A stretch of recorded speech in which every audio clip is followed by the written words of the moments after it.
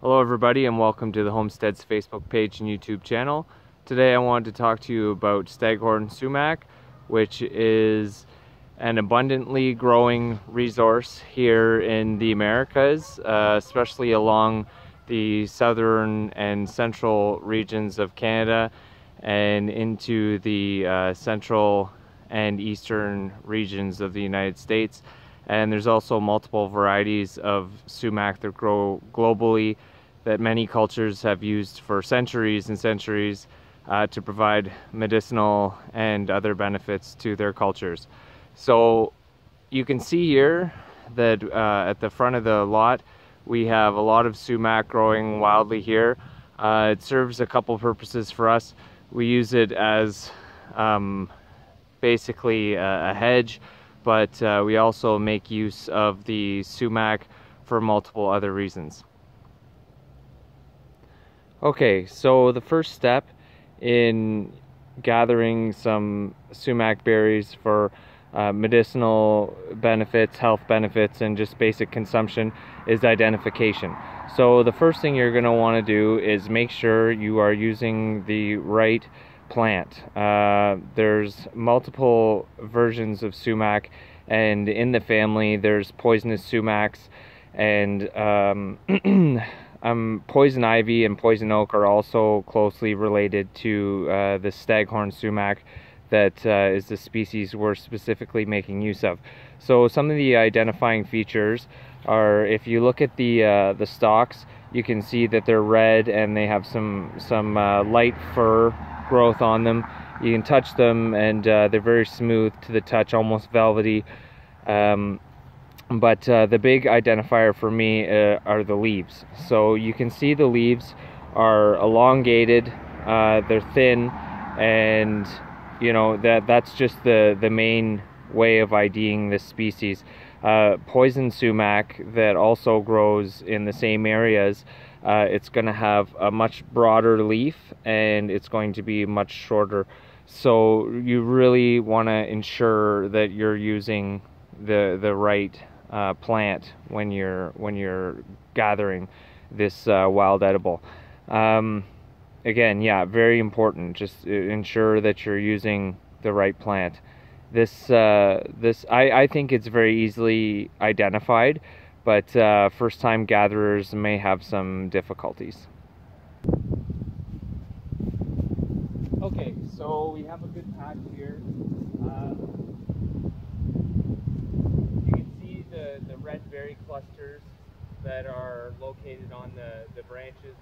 They can be very high and hard to reach, but you're not going to need a whole ton of this stuff.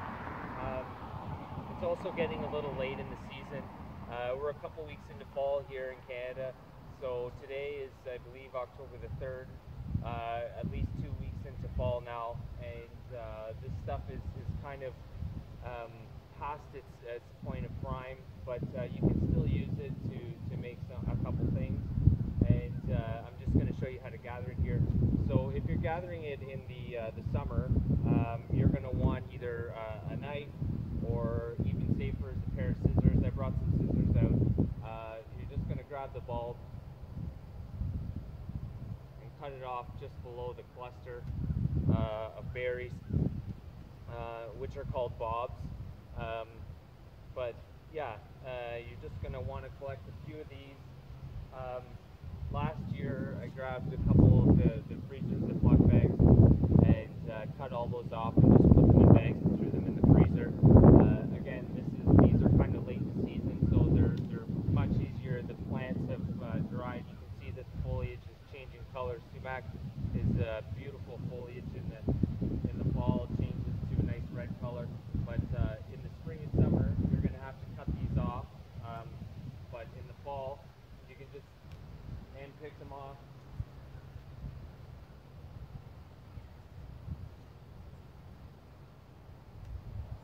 They come off really easily, just snap off. The sticks that they grow on are very dry, and you can gather a substantial amount in a really quick time period. I'm just going to bring these in and I'll show you a much closer take a closer look here. If we can get the camera to focus in. There we go. Okay, so as you can see, these are starting to gray and brown, and there's still lots of red section on here, which indicates that it's still very useful, but they're definitely past their prime point. So I have a couple bags in the freezer. They're frozen. I'm not really going to be able to show you using those, but we'll do a demonstration with these clusters, these bobs here. Okay, so here we are, we're inside now. We've done our gathering. We have a small group here. As I said, that took a whole of 30 seconds to gather, but I just wanted to go through some of the history on Staghorn Sumac at least, or sumac in general, but our specific species is Staghorn Sumac. So Mideastern cultures have used sumac for spice and beverage flavoring for millennia. They've found shipwrecks with this stuff on board and stored. It's been used for multiple reasons, the least of which are you can use sumac as a dyeing agent. You need to be cautious. A lot of people in our area are going to have marble surfaces. So white marble specifically, you're not going to notice the effects immediately. But apparently the dye can penetrate to extreme depths and it's going to show up over time, so you're going to completely ruin any marble surface if you're not using some protection with this stuff. Beekeepers, including myself, use sumac clusters, again they're called bobs, as smoker fuel. So these ones here are past the point for me anyways. I mean, they could still be used to create some food and some of the beverage stuff that you can make with this stuff. But for me, these ones here, I'm just going to gather them. I'll let them dry out entirely, and then I'll use them as smoker fuel for the bees. Traditional uses in the Americas include the wooden sections are basically hollow. They have a center that's filled with pith, but you can use those for pipe stems. They used to mix, or I'm sure they still do, mix the sumac leaves and different portions of the plant with tobacco for traditional medicines. Some more Western civ medicinal uses, and again ancient uses. It's been the product of a lot of studies lately, and it actually contains a really high amount of units of antioxidants. The only thing I could find online that ranks higher currently are cloves, and they're just marginally higher in the antioxidant value charts.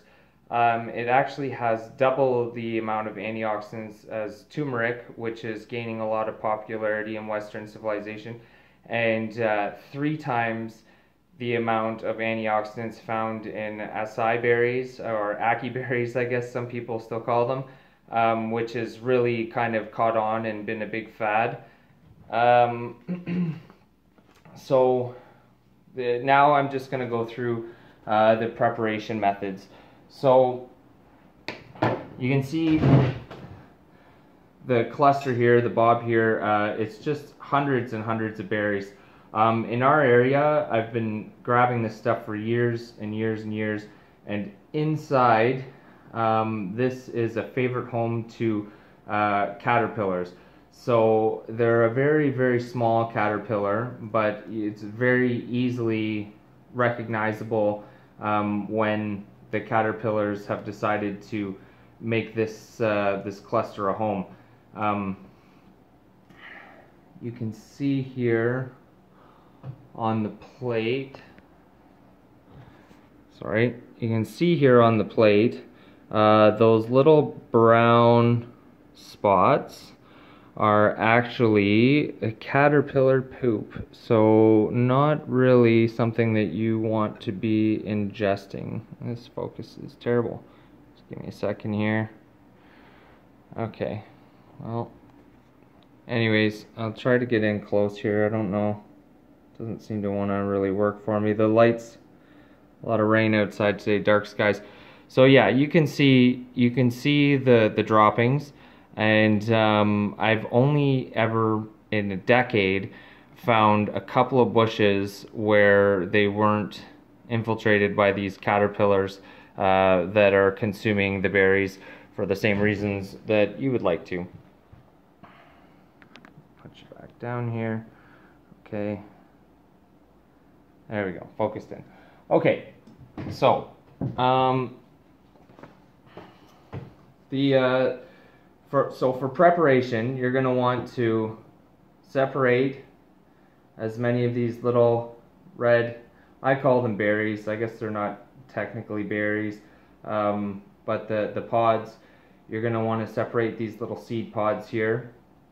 I'm going to leave out the gray and brown ones and ones that look like they're well past their prime, but you know, you're going to want to separate a bunch of these. You put them in a little wash basin, a screen wash basin that you use to wash your salads, your leafy greens, your veggies and stuff.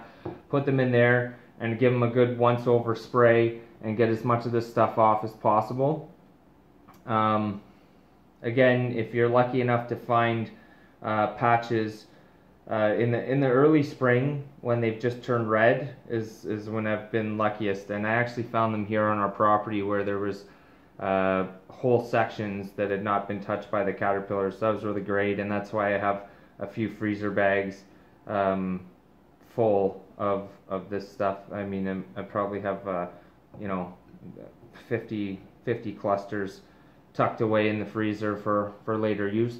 But there's a couple ways you can use this stuff. So traditionally here in the Americas, we use it for a type of tea, basically, sumac aid, I guess some people call it.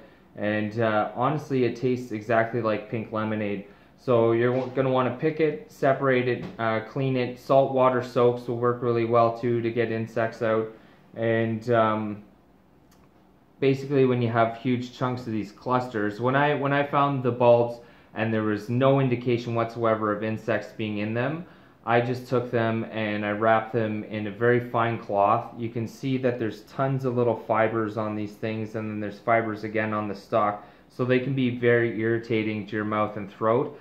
So you're going to want to use a very fine cloth. I get like cheesecloth or a cotton cloth, and then I'll make a bunch, you know, about the size of I don't know, a small pumpkin or something, like you know, 8 to 10 inches in diameter is going to provide a lot of flavor. So you're going to want to put all these together in your cloth, really rough it up quite a bit, and then just dunk it in the cool water. I used just cold water, left it in there for about half an hour to an hour, let it soak, and the taste is truly amazing. So I don't know if you can see this, but there, right there, there's a little caterpillar. Okay, he's hanging, and I'll just leave him.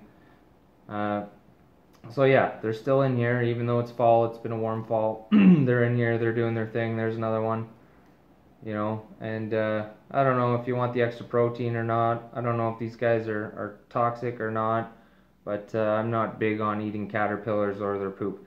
So salt water is gonna get them out, gonna kill them off, get them out. They'll come up to the surface, or at least the outside. You can pick them off, but the best way to go about it is to individually separate each one of these berries, these little packets, and that way you're gonna ensure that there's no droppings left on them at all, and you're gonna be clear and free of all insects.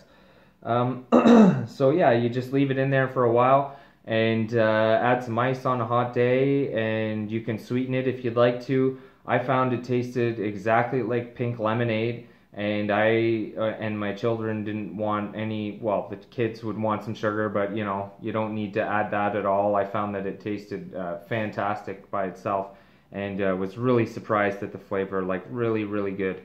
A more traditional method and much more widely used in the world today is to grind this stuff into a spice.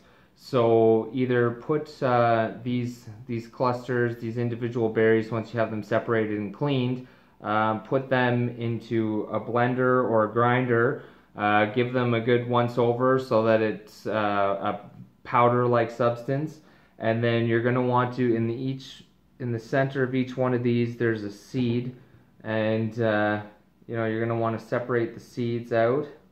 You don't want to eat the seeds. Every seed contains some cyanide, some toxins. So the seed is quite large. It's going to take some work to separate that stuff. But again, there's methods, strainers that you can use. These are fairly large seeds, and maybe you could just shake it around and get strain the seeds out. But yeah, basically once this stuff's ground up, it's ready to use as a spice and flavoring. This is just really something that I think people should be taking advantage of. The anti-aging properties of antioxidants, and cancer-killing properties, and with all these diseases and everybody, the diseases are becoming more and more widespread and prevalent. I mean, cancer rates are up, healing rates are up as well with modern medicine. Survival rates are getting better and better. But if you can make use of stuff that grows in your own yard, or go forage in a local forest or wild tract, then why wouldn't you do that, especially when you know the benefits? Again, the antioxidant levels of this stuff are off the charts. I mean, they're like 300,000 units in comparison to something like acai berries, which are around 100,000 units, and everybody's really buying a lot of those types of berries and trying to make use of them. Much higher than goji berries, higher than turmeric, higher than stuff that's traditionally used. People don't really know that they're getting antioxidants from parsley and basil and stuff like that. But anyways, yeah, that's about it for today. You can really, if you smell your fingers when this stuff's in season, you give it a good roughing and give your fingers a smell. You can really smell it's really quite fragrant, and it's got a lot of benefits, people. So make use of this stuff. As I said, I'm just gonna let this stuff dry out. I'm gonna put it in a paper bag outside in the garage or in the shed. Let it dry out, and that'll be good smoker material for me. And it's not gonna hurt my bees. But yeah, thanks for watching. If you found this video informative, you could give it a like or a share for me, and spread the word. I appreciate that. And any subscriptions to the channel are greatly appreciated. Our numbers are growing and more people are tuning in, so thanks a lot for that, guys. And I'm going to do my best to keep making informative videos of things that you can do for yourself to provide you and your family with a better, healthier life. So that's it for now from the homestead. Take care, everybody. Have a great day.